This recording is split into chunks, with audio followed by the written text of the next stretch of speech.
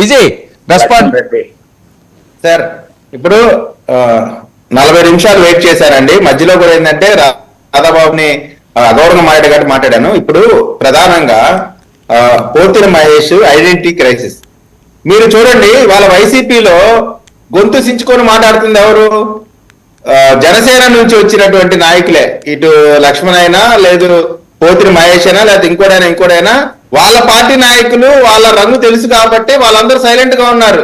మనం ఎంత చించుకున్న విషయం ఏం లేదురా బాబు, మనం జస్ట్ యూజ్ అండ్ త్రో బ్యాచే అని వీళ్ళు ఏదంటే ఐడెంటిటీ క్రైసిస్. ఇప్పుడు పోతిన మహేష్ అనే అతను చిల్లరోడైనా ఎటువంటి వాడైనా సరే సామాన్యుడి నుంచి ఈ రోజున జగన్మోహన్ రెడ్డి అతను మెడలో కండువా వేసి పార్టీలోకి ఆహ్వానించారంటే దానికి కారణం పవన్ కళ్యాణ్ గారు. ఆడికి అంత క్యాండిడేచర్ వచ్చింది అంటే దానికి కారణం పవన్ కళ్యాణ్ గారు. అది గతం మర్చిపోయి మన స్థాయి మర్చిపోయి మాట్లాడితే ప్రజలు హర్షిస్తారంటే దానికంటే దౌర్భాగ్యం ఇంకోటి లేదు. ఇవాళ రంగా గారి వర్ధంతి రోజున రంగా గారి విగ్రహం దగ్గర రంగా గారి రక్తం పంచుకు పుట్టినటువంటి రాధాబాబు పైన నోటికొచ్చినట్టు మాట్లాడితే అందరూ చూస్తూ ఊరుకుంటారు అనుకుంటున్నారా? అంటే మేము ఇప్పుడు ఫిజికల్ గా దాడులు చేస్తే తద్వారా బీసీల పైన దాడులు చేశారని చెప్పి దాన్ని ఒక కులాల మధ్య గొడవగా మార్చాలనేటువంటి కుట్రలో భాగంగా ఈ రోజు అతను కామెంట్స్ చేశాడు.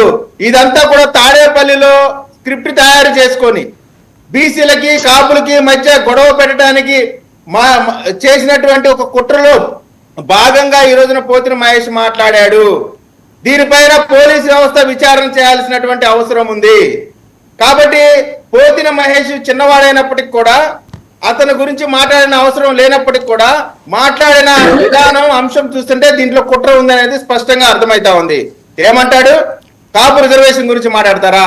అరే బాబు, కాపులకి 5%, కేంద్ర ప్రభుత్వం 10%, అగ్రవర్ణాల్లో పేదవారికి 10% ఇస్తే దాంట్లో 5% కాపులకు ఇస్తే ఆ రిజర్వేషన్ ని ముందుకు సాగనివ్వకుండా చేసిన నాయకుడు మీ నాయకుడిని అడగడం చేతకాక మా పార్టీ మీద మీరు మాట్లాడుతున్నారు.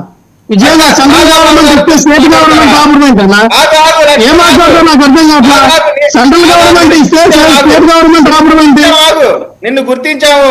ఆగు. లక్ష్మణ్ అంటాడు మీది ఏ పార్టీ, మీది ఎక్కడుంది పార్టీ అని. ఏ పార్టీయో తెలియకుండానే నువ్వు నీ క్యాండిడేట్స్ ఆ రేంజ్కి వచ్చావా? ఈ రోజు నీ మెడలో కండువా వేసిన జగన్మోహన్ రెడ్డి నీ ఎత్తు పొడుగు లావు చూసి కాదు, జనసేన పార్టీని చూసి, జనసేన నీకు ఇచ్చిన గౌరవం చూసి. గతం మర్చిపోమాకండి, ఎక్కడి నుంచి వచ్చామన్నట్టు వాస్తవాన్ని గుర్తించుకోండి. కాబట్టి వీళ్ళందరూ కూడా ఏదో గొప్ప విషయాలు ఏదో చెప్తా ఉన్నారు. ఇవాళ పోతిన మహేష్ అయినా లక్ష్మణ్ అయినా ఎవరైనా సరే ఏ నాయకుడి ద్వారా మనం వచ్చిన వాస్తవాన్ని వాళ్ళు గుర్తించుకోవాలి. లేకపోతే వాళ్ళు గేటు కూడా రానిరండి, గేటు దాటి లోపలికి వెళ్ళమనండి. ఇప్పుడైనా వెళ్ళమనండి, ఇప్పుడైనా సరే వాళ్ళని జగన్మోహన్ రెడ్డి గారి ఇంటి గేటు దాటి లోపలికి వెళ్ళమనండి.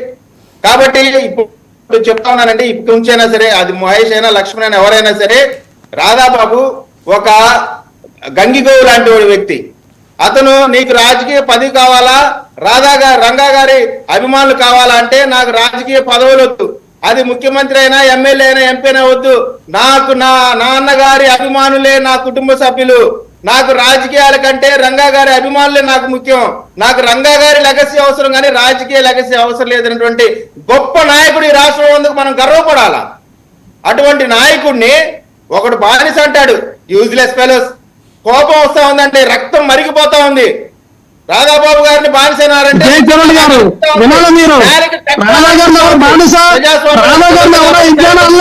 అర్థం చేసుకోండి. కాపు జాతిని కాపుల కోసం పోరాటం చేయనటువంటి నాయకుడు మీ జాతిని తీసుకొని ఒక కింద బానిసలుగా మీకు మీ రాజా గారు చెప్పండి, పవన్ కళ్యాణ్ గారు చెప్పండి, మీరందరూ కూడా కాపుల్ని తీసుకెళ్ళి చంద్రబాబు నాయుడికి పెద్దలుగా చంద్రబాబు నాయుడు గారి కింద బానిసలుగా భద్రతగా భావించి కాపుల యొక్క పౌరుషాన్ని, కాపులు కొనేటువంటి పౌరుషాన్ని చూపించండి, కాపులు కొనేటువంటి పరిస్థితులు చూపించండి. అంతేకాని ఒకరి కింద బతికే ఒకరి కింద బానిసలుగా బతికితే రాజ్యాంగం రావు, ఒకరి కింద బానిసలుగా బతికితే రాజ్యాంగం రావు. మీరు వెళ్ళి కాపులకి సంబంధించి ఏదో తెలుగుదేశం కాపులు కమ్మలు అవుతారు, కాపులు కమ్మలు వెళ్తున్నారండి. ఎవరికి అవసరం సార్ కాపులు కమ్మలు నిలదీయడానికి? ఈ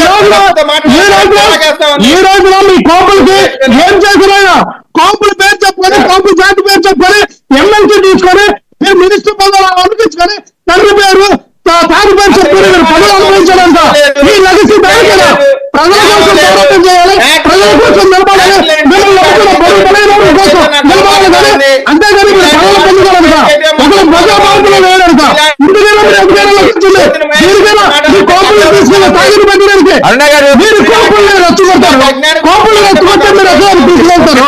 వెయిట్ అరుణ గారు రెస్పాండ్. మీ మీద చాలా సాఫ్ట్ కార్నర్ చూపిస్తున్నారు. సాఫ్ట్ కార్నర్ లేదు ఏమీ లేదండి, గొడవలు పెట్టడానికి తప్ప వేరే ఆప్షన్ లేదు. వాళ్ళు పోతిరి మహేష్ గారు ఏ సిచ్యువేషన్ అయితే అక్కడ ప్లాన్ ఏదైతే ఎగ్జిక్యూట్ చేశారో ఇక్కడ లక్ష్మణ్ అన్న కూడా అదే ఎగ్జిక్యూట్ చేశారు.